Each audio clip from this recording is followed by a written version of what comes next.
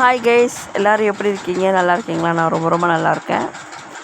அது மட்டும் இல்லாமல் ரொம்ப ஹாப்பியாகவும் இருக்கேன். என்ன ரீசன் அப்படின்னா, குழந்தைங்களுக்கு ஸ்கூல் ஓப்பன் ஆக போகுது. ஸோ அவங்க சேட்டைகள் குறையும், கொஞ்சம் வீட்டில் நான் ரிலாக்ஸாக இருக்கலாம். ஸ்கூலுக்கு போகிறாங்க, அந்த ஒரு ரீசனுக்காண்டி தான். இன்றைக்கி எதை பற்றின வீடியோ அப்படின்னா, குழந்தைங்களோட ஸ்கூல் பேக்கை வந்து நான் ரெடி பண்ண போகிறேன்.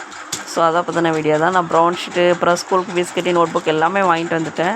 ஸோ அவங்களுக்கு வந்து நம்ம புக்குக்கு வந்து ப்ரௌன் ஷீட் போட்டு விட்டு பேக் வந்து ரெடி பண்ணுற வேலை தான் இருக்குது. அதை இன்றைக்கி பார்த்துடலான்னு சொல்லி தான் பார்த்துட்டு இருக்கிறேன்.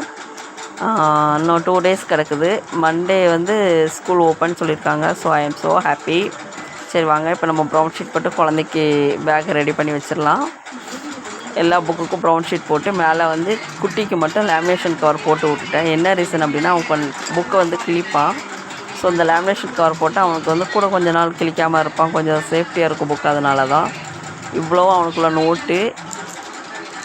இங்கே பாருங்கள், இதுதான் லேமினேஷன் கவர். நம்ம ப்ரௌன் ஷீட் போட்டு அது மேலே அந்த லேமினேஷன் கவர் போட்டால் சீக்கிரமாக கிளியாது, கொஞ்சம் சேஃப்டியாக இருக்கும். அதனால தான் புக்கை தனியாக வச்சாச்சு. பாக்ஸ் எல்லாம் ரெடி பண்ணி வச்சாச்சு.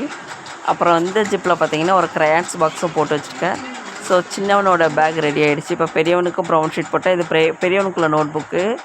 ஸோ அவனுக்கு வந்து லேமினேஷன் கவர் வேணாமான்ட்டான். நான் வந்து ப்ரௌன் ஷீட் வந்து ஒரு மாதிரி குட்டி குட்டியாக முள் மாதிரி இருக்கும். அந்த மாதிரி ப்ரௌன் ஷீட் தான் வாங்கி போடுவேன். ஏன்னா அது நம்ம கையை வச்சு கிழிச்சா கூட கிழியாது, நல்லா ஸ்ட்ராங்காக இருக்கும், நல்லாயிருக்கும். ஸோ அந்த ப்ரௌன் ஷீட் போடுங்க, சீக்கிரமாக கிழியாது.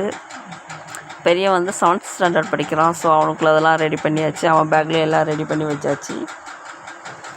பெரியவனுக்கு கொஞ்சம் நோட்டு அதிகமாகவே கொடுத்துருக்காங்க. ஆனால் அவங்க ஸ்கூலில் வந்து நோட்டில் உள்ள பேப்பர் குவாலிட்டி வந்து சூப்பராக இருக்கும். எனக்கே ரொம்ப பிடிக்கும். அதில் எழுதுறதுக்கு அவ்வளோ அழகாக இருக்கும். இவ்வளோ நோட்டு கொடுத்துருக்காங்க. இது வந்து ஃபர்ஸ்ட் டேர்முக்கு மட்டும்தான். செகண்ட் டேர்முக்கு நம்ம அமௌண்ட் கட்டி செகண்ட் டேர்ம் ஒட்டி நம்ம ஃபீஸ் கட்டி புக் வாங்கிக்கலாம்.